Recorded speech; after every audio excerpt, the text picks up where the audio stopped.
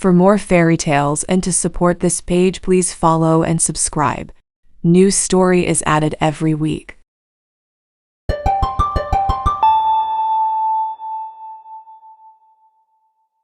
Beauty and the Beast. There was once a merchant who had been very rich at one time, but who, having had heavy losses, was compelled to retire to a little cottage in the country, where he lived with his 3 daughters.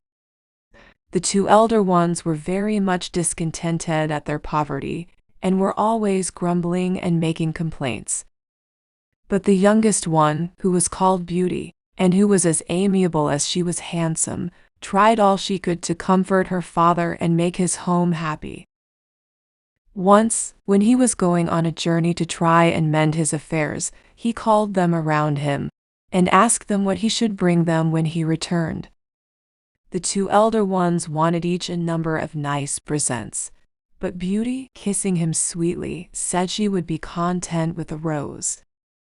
So when the merchant was on his way back, he came to an elegant garden, of which the gate stood open, and thinking of Beauty's rose, he went in, and plucking a beautiful one, prepared to proceed on his journey. As he turned to go, he saw a hideous beast coming towards him, armed with a sword. This terrible creature reproached him for stealing his flowers, of which he was very choice, and threatened to kill him on the spot. The merchant begged for his life, and said that he had only taken a single one to please his daughter Beauty. On this, the beast said gruffly, "Well, I will let you off, if you will bring one of your daughters here in your place. But she must come here willingly, and meanwhile you may stay and rest in my palace until tomorrow."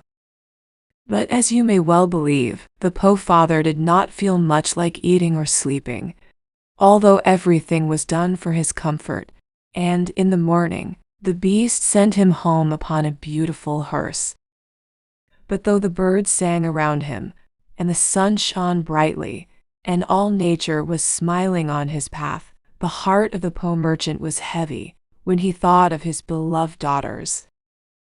When he came near his home, his children came forth to meet him, but seeing the sadness of his face, and his eyes filled with tears, they asked him the cause of his trouble. Giving the rose to Beauty, he told her all. The 2 elder sisters laid all the blame upon Beauty, who cried bitterly, and said that as she was the cause of her father's misfortune, she alone must suffer for it, and was quite willing to go. So Beauty got ready for the journey at once.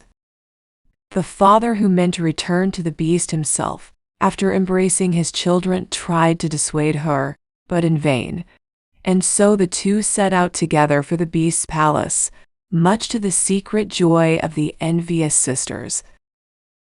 When they arrived at the palace, the doors opened of themselves, sweet music was heard, and they found an elegant supper prepared.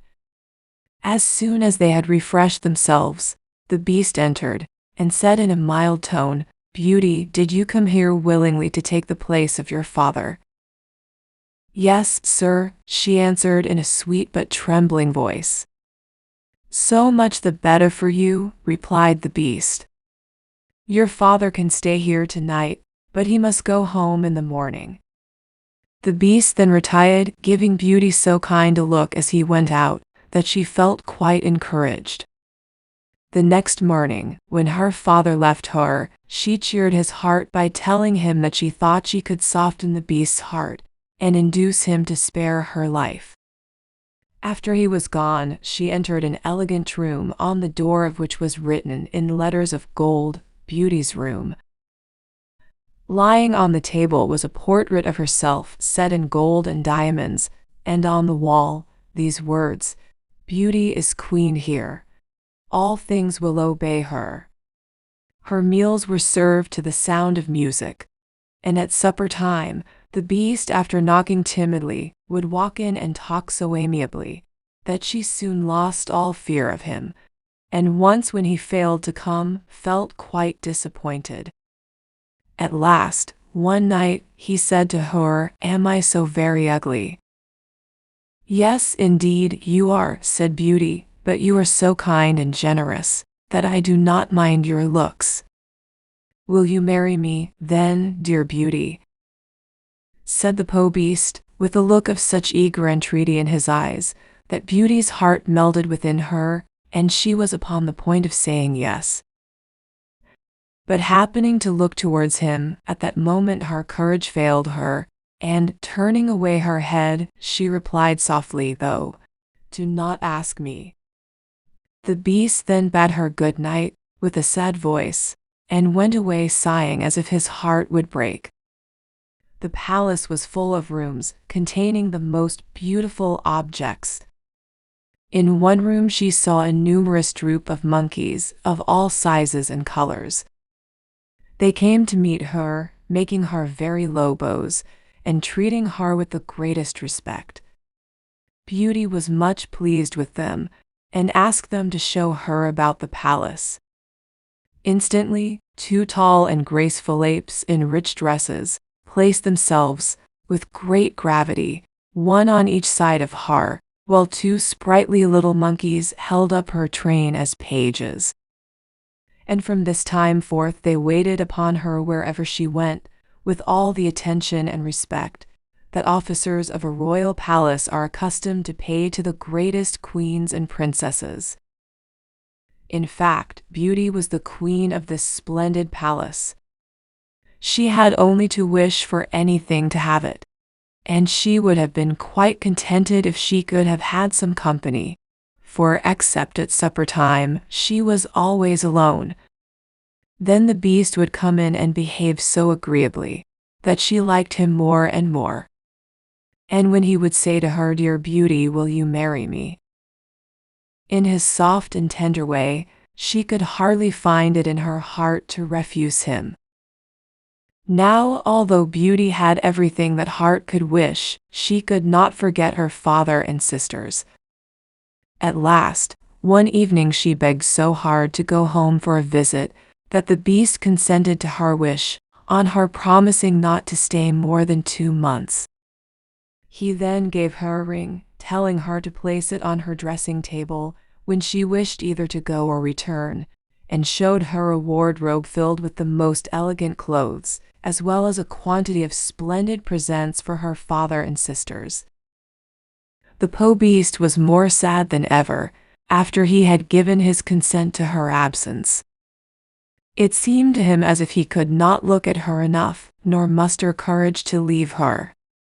She tried to cheer him, saying, "Be of good heart, Beauty will soon return," but nothing seemed to comfort him, and he went sadly away. Beauty felt very badly when she saw how much the Beast suffered. She tried, however, to dismiss him from her thoughts, and to think only of the joy of seeing her dear father and sisters on the morrow. Before retiring to rest, she took good care to place the ring upon the table, and great was her joy, on awaking the next morning, to find herself in her father's house, with the clothes and gifts from the palace at her bedside. At first she hardly knew where she was, for everything looked strange to her, but soon she heard the voice of her father, and, rushing out of the room, threw her loving arms around his neck. Beauty then related all the kindness and delicacy of the Beast toward her, and in return discovered that he had been as liberal to her father and sisters. He had given them the large and handsome house in which they now lived, with an income sufficient to keep them in comfort. For a long time Beauty was happy with her father and sisters, but she soon discovered that her sisters were jealous of her and envied her the fine dresses and jewels the Beast had given her. She often thought tenderly of the Beast, alone in his palace, and as the 2 months were now over, she resolved to return to him as she had promised. But her father could not bear to lose her again, and coaxed her to stay with him a few days longer, which she at last consented to do, with many misgivings, when she thought of her broken promise to the lonely Beast. At last, on the night before she intended to return, She dreamed that she saw the unhappy beast lying dead on the ground in the palace garden. She awoke, all trembling with terror and remorse, and, leaving a note on the table for her dear father, placed the ring within her bosom, and wished herself back again in the palace. As soon as daylight appeared, she called her attendants, and searched the palace from top to bottom.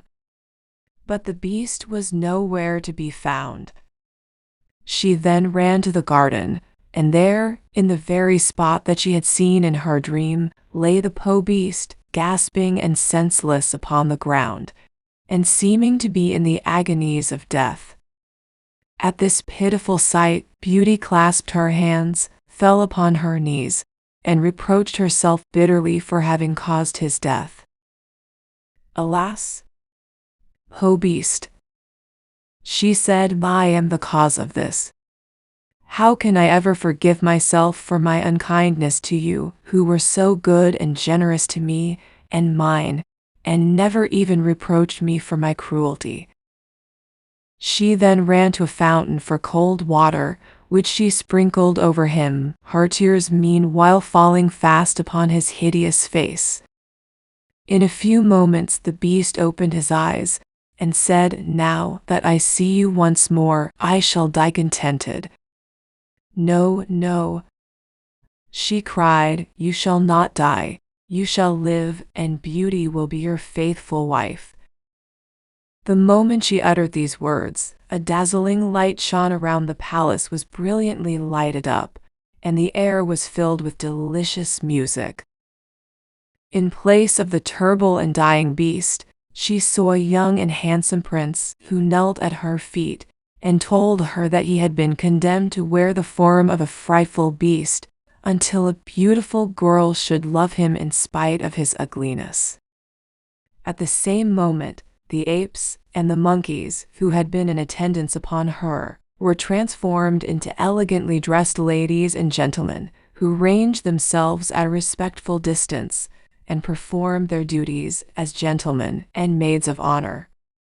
The grateful prince now claimed Beauty for his wife, and she who had loved him even under the form of the beast was now tenfold more in love with him as he appeared in his rightful form. So the very next day, Beauty and the prince were married with great splendor, and lived happily together forever after.